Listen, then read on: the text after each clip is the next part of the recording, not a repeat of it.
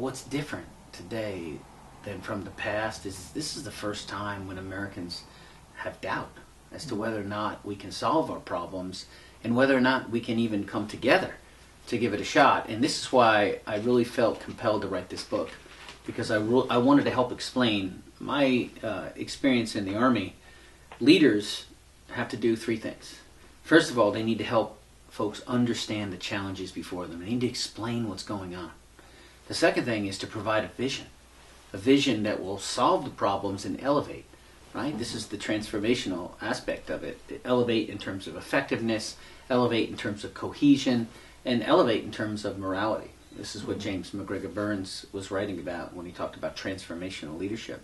And then the third aspect is leaders having explained the situation, provided a vision for solving it. Leaders need to get out front and lead by example. So this is what this book's all about, is trying to help my neighbors and all of our countrymen and women understand, why it is that we're so divided. It's an evident claim that we're divided. There's no question on that. But what I try to do in the book is explain what's happened. And fundamentally, there are two major factors. The first of which has to do with alterations to the constitutional arrangement. And why this is so important to understand is that while the founders themselves were far from perfect, the design that they gave us, the Constitution, actually was genius in that it really was a forcing function for compromise.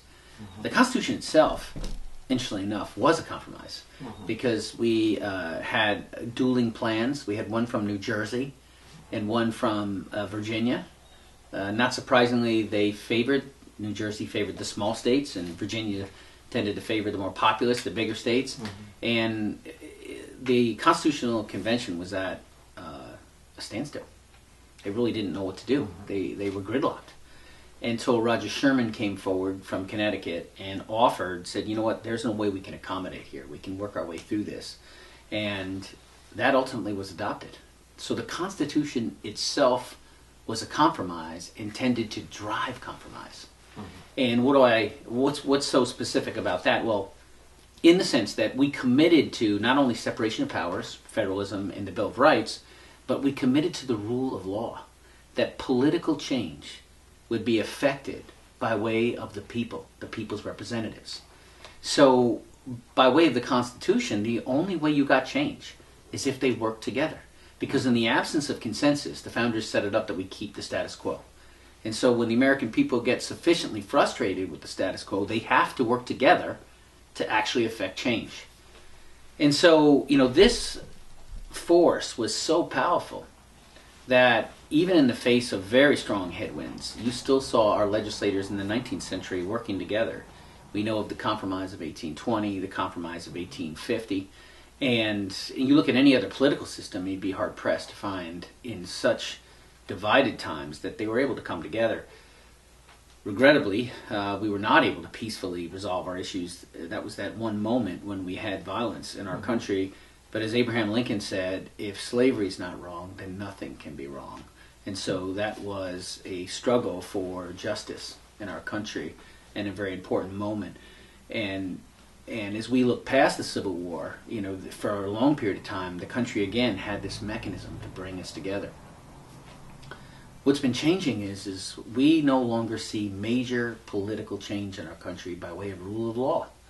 We're actually getting most of our significant political change by way of the president, through executive orders and actions in the bureaucracy by way of rules and regulations. And this is not just an academic point. By circumventing the process of rule of law, we are denying ourselves that requirement to work together. So the presidential election then becomes an all or nothing endeavor where so much is on the line, and to the victor, they believe they have the spoils, that is to say political power, and to the losers, they call into question the legitimacy of the exercising of political power. Now what's important here is this has happened time and again with both parties. So even though I'm a lifelong Republican, the first ever in my family, when I was shuttling back and forth to Iraq, I remember this is about 13, 14 years ago. I remember the left saying, you know, President Bush, he's governing with executive orders and signing statements, and that's contrary to the Constitution. And I remember thinking, they got a good point. They really do. I mean, it's not the way we're supposed to be affecting political change. So you had here the left criticizing the Republicans, the right of extra constitutional exercising of political change and power. Well, you fast forward, and then we have President Obama. And President Obama said, and I was in the audience that day at a State of the Union, and he's urging Congress to take action. He said, if you don't, then I got a pen and I got a phone, and I'll affect the political change. Now, keep in mind, the same folks who were criticizing George Bush for taking into his own hands political change were now, because they liked what President Obama was doing, they actually said, well, you know, since Congress won't act, then this is what needs to happen.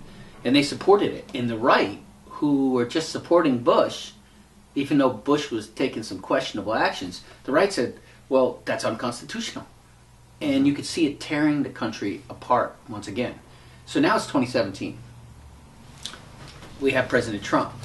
President Trump has said that he has affected more political change than any president in recent memory.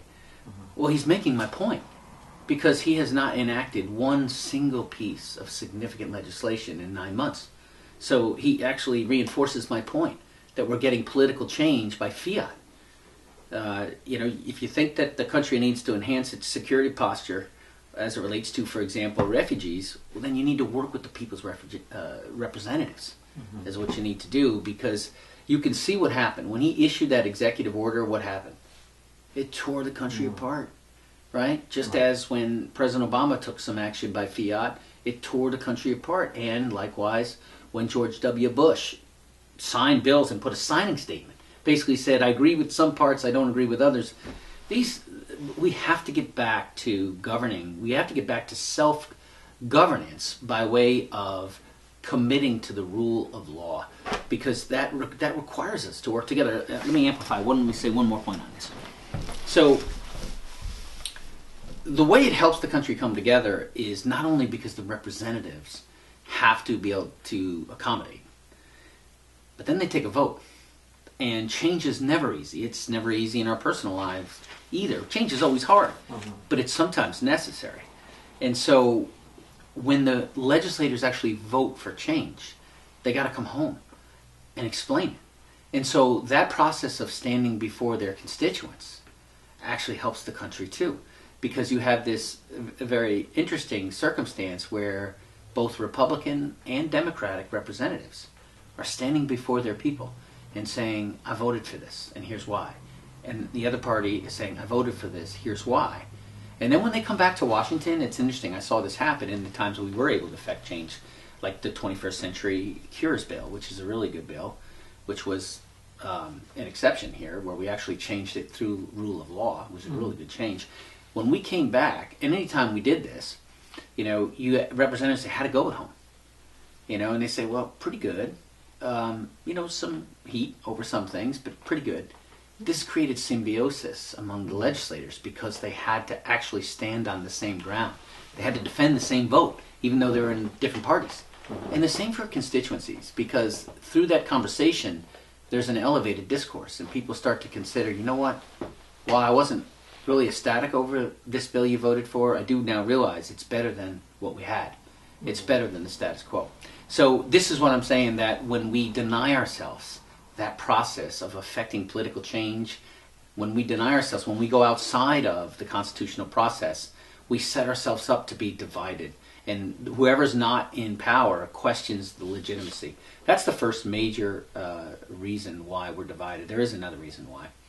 And that is we've seen our political culture, we've seen it decidedly change, and not for the better. Let me explain. So, you know, we had a very curious situation at the founding here, where we had a heavy influence from some of the Enlightenment writers. In fact, we know that they had Montesquieu out in Philadelphia. They actually had it on the table, and they were looking at what he wrote in Spirit of Laws in terms of the separation of powers, and they all had read Locke. They were very familiar. So, we did set up a system of liberty where people could rise to their God-given potential, and that should not be understated. In fact, I go into some depth in this in the book, that it's a shame in some ways that we chose the words life, liberty, and the pursuit of happiness.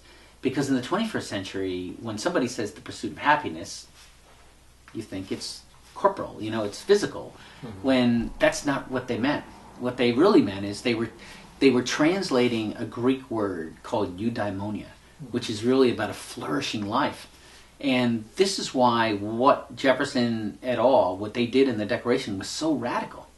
Because we actually said for the first time that everyone has a right to their own potential.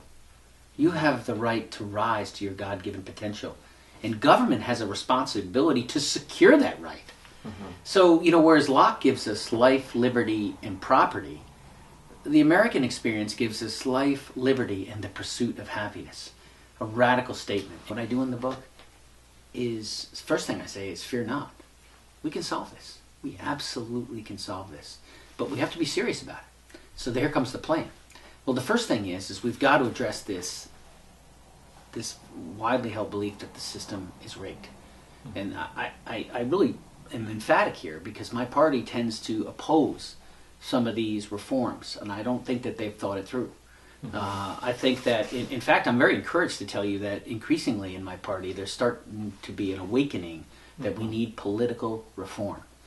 And this is really to restore that bond between the representative and the constituency. And so what are these points? Well, first of all, we do need term limits. I think that if we're going to be a government of the people, by the people, for the people, we were never meant to have a permanent political class. Now, we do have term limits for the executive, for the president, and we have 2 terms. Yet we do not have term limits for the legislators. Now, some would say, well, we have the ballot box. It's true, but if the system wasn't rigged. But it is rigged for incumbents. It's an unfair advantage, and the people really are the ones who get screwed on. So what should we do? Term limits, number 1, and I have a plan in here. Now, some people say, well, legislators will never vote to give themselves term limits. I don't know about that at all. In fact, I disagree. I think if a president helped shape this conversation and then was pragmatic. So what I offer in the book is, look, if a president has to grandfather this in, I think that would be an acceptable compromise to get it done. So for those who vote for the enactment of term limits, it would not take effect until the next representative from that district actually was sworn in. And I've actually moderated on the issue too that I would accept 12 years, because I think that's enough time that allows an individual to make a big difference, but also gives them a sunset so that we know that change is coming, which is really important. Second, independent redistricting.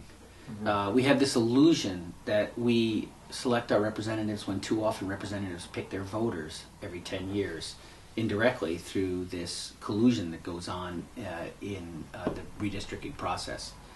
Third, we do need campaign finance reform. Now my critics, some of whom were dear friends of mine, they say, well, Chris, you're stepping on free speech. I just want to assure everybody that this is not free speech. This is expensive speech. It is really expensive speech, having actually experienced it. And I am not suggesting at all that if the Koch brothers or Soros, if they want to stand on the corner with a sign, I don't have any problem with it. If they want to write a letter to the editor, I'm good with that too. If they want to start a blog, I think that's all well and good. But when it comes to financially supporting campaigns, we are so distorted right now that we had well over 95% of the political giving in the 2016 cycle was actually from less than 200 people. You really have to call into question the whole enterprise. The idea that with the spirit of one person, one vote, I think it no longer holds. So we have to commit ourselves to term limits, independent redistricting, and campaign finance reform of the right kind. Now, I do lay out a plan in here. In fact, your paper was the first to report it, and I mentioned it to folks in some of my interviews. In my notes section, you will see that the Register Star is mentioned, I think it's the 20th, I'm going on memory now, the 20th of April of 2014.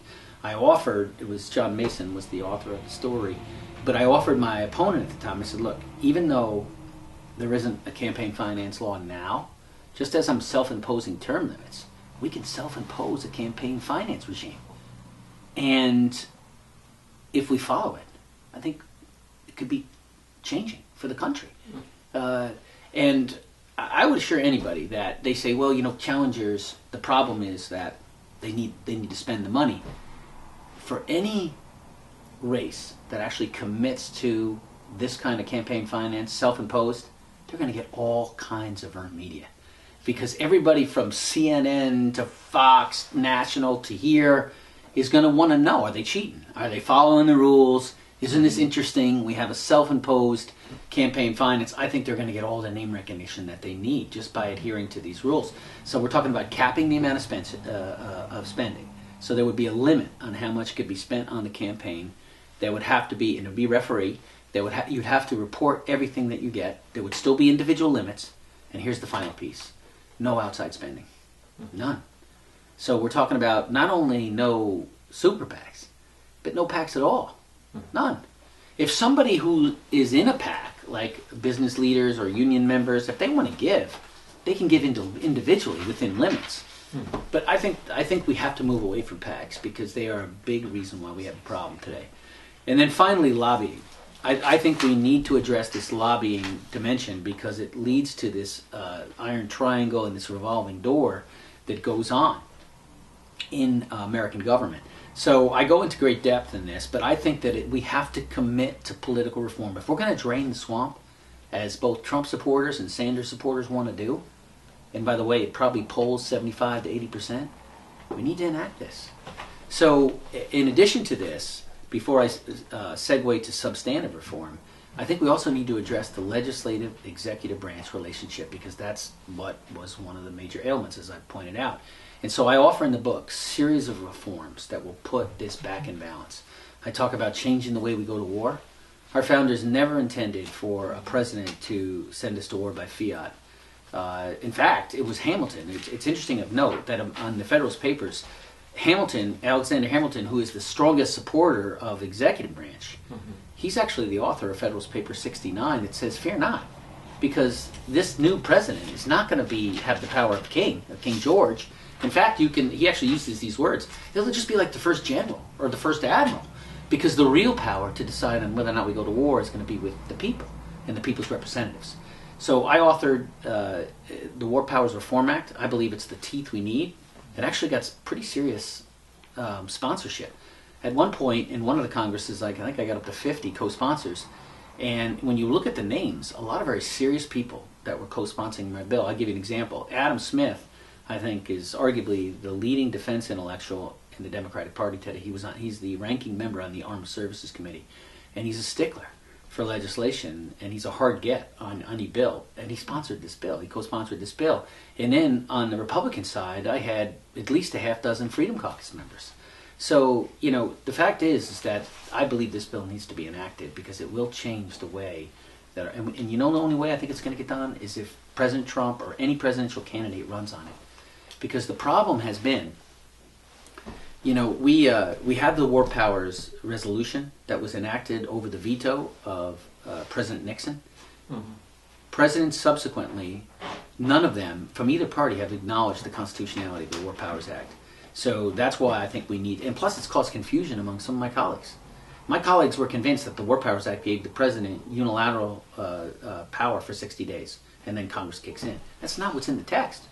But the fact is, my colleagues believe that, and it's wrong.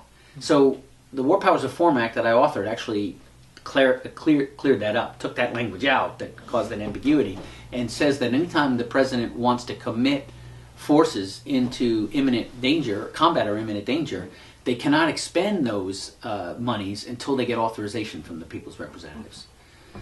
So that's just one illustration. I have other examples in the book about the way to address that relationship. We got to get it right. So here's the thing on this, is that we have had some real challenges in our country getting that right. initially, when I first got down to Congress, the initial blueprint from my party was overspending, and I didn't support it. And then what happened is we essentially cut out $100 billion. President Obama's budget I mentioned this in the book, in 2016 was supposed to be, based on the initial plan in 2011 and 2012, $700 billion. And we ended up with a $600 billion. That's the stink bugs that are hanging all around. It's all good. They're everywhere. They're right everywhere now, yeah. So, but the point is this: is that we overshot the target. So I helped in a bipartisan way put $23 billion back in. So I didn't think we needed to spend $700 billion, but I also thought $600 billion was too low. So as I mentioned in the book, I think a commitment somewhere around 625, 630 is the right one. And so now we can get some of that through efficiencies. I mentioned you may have remembered in that book, I talked about the Washington Post report on they found $125 billion over 5 years worth of savings that could be implemented. So I pressed the Pentagon on that. They did push back a little bit, but I know that we can find savings there. So when I say we were able to get $23 billion, we probably need about a commitment of about 625, 630 or so over the next 5 years. So you mentioned the Appropriations Bill. Clearly there's more in that than that number. I don't think that's what's going to get signed, though. No. I don't think that was only what you saw was just one House bill. And ultimately, I think there'll be a compromise that will happen.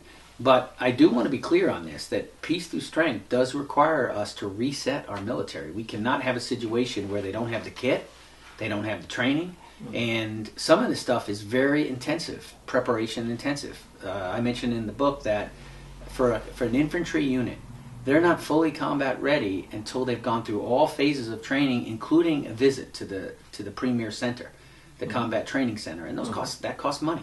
But that's like a validation exercise. They either go out to California to do it, or they go to Louisiana, and we have a center in Europe as well. But that exercise, which is generally about 3 weeks long, is a validation exercise where they get externally evaluated by the big army. So we during the height of the war, when we were cycling units back and forth from Iraq, we were cutting corners. So our units today need work, and that means that our troopers, our men and women, need support too. So that's why I worked hard to get in a bipartisan way. We got $23 billion added to that last year that I was into Congress. So it's about the judgment. It's about getting it right. We don't want to undershoot the target, and we don't want to overshoot the target too, because you saw what I mentioned as one of the threats. I mean, I certainly mentioned the threat of the Islamic State. I talked about the potential challenges from Russia and from China and from Iran, right, and North Korea. I mentioned all of those and go into some detail. But I also mentioned the deficit and the debt. In fact, it was Admiral Mullen, he was the chairman of the Joint Chiefs, said it was the #1 threat. And that's the chairman. So, we've got to get this right, because we need to, for your generation, we need to get back to a balanced budget. Obviously this is a book based on, focused on federal, but can I ask you about a New York State issue? Yeah. What about the pro or con constitutional convention that's happening? What do you view? Well, look, I mean, I think it's got potential. A lot of folks are opposed to it. You should know. I think the way it's hard now, you're asking this question in early October of 2017, the way to have proceeded is the governor really, if he wanted to get this significant reform, is he could have helped shape the conversation as to what the agenda was going to be, right? There were things that needed to happen. They needed to have certain rules that were enacted as to who could be a delegate, because the Constitutional Convention is attacked from many avenues of approach. One of them is that you're just going to end up with legislators. You're not actually going to get the people. So, but that could have been taken care of with a law that basically says who can be a delegate. And then you could have had the governor actually putting an agenda forward. Because right now, for example, some of the opponents, like firefighters, environmentalists, I mean, people who think they have a stake to lose would rather stick with the status quo. So here we are now in October 17. Honestly, it's in a really tough situation, because they haven't set the conditions for success. So unless you're just an avid gambler, you're not going to probably vote for the Constitutional Convention because you haven't set the conditions, you haven't set the parameters of what the significant issues are. Keep in mind, your opponents are the Conservative Party, the Labor, environmentalists. I mean, there's all kinds of folks who've come out against it because they're concerned that not knowing what the priorities are, on the one hand, that is, you might be looking at that as what the benefits could be, they know what they could potentially lose. So when they rack and stack that, they go, why would we take on that risk? This is a failure of leadership. You know, if we wanted a significant reform at the state, a lot of this should have been done by the governor and, quite frankly, the legislature too. There should have been a bipartisan effort to lay out what the major reforms are, because you know we have them. You take a look at our state right now, it's hard to even get a hold of the spending, right? Because there's so much authority, there's so much spending authority in the authorities. Mm-hmm. And so it's hard to know what your obligations are and what the people are on the hook for. All kinds of structural issues that should have really been dealt with that now, at this point, at this late hour, I don't see it passing. So here's what I would tell you is that these are all very challenging circumstances, but what I have believed all my life and still believe today, that we follow the process. Mm-hmm. So if we believe, that is to say we the people and through our elected leaders, if we believe that, you know, Mark, for example, is up to no good, it's the responsibility of the executive branch to stand before another branch, to stand before a judge, and we have a classified way to do it if necessary through FISA court. Stand before the judge and say, look, Mark is up to no good. Mm-hmm. Judge say, really? Well, show me proof. And Mark presents. He says, look, here is what I have for you, and by way of probable cause. And the judge looks at it and says, no, not convinced. Or the judge may say, he or she may say, yeah, I mean, I think there's probable cause there. And that issues a warrant. Now, the warrant allows for the government to collect. That allows them to check into a situation more thoroughly using technical and human means. I'm telling you that even in these stressful circumstances, we need to follow those rules. Mm-hmm. Because if we don't follow those rules, then who are we? Mm-hmm. You know, if we're going to become a police state, then what exactly are we defending? This is why I'm very, you know, even in the situation with the Patriot Act, look, I bled for this country. I was wounded, but I didn't do that to shred the Constitution. So I think especially in times of stress, we need to make sure we don't lose sight of who we are. In the book, I actually talk about why torture is not only bad, it's not wise.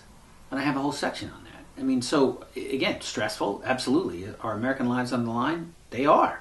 But we can't lose sight of who we are, even in those moments.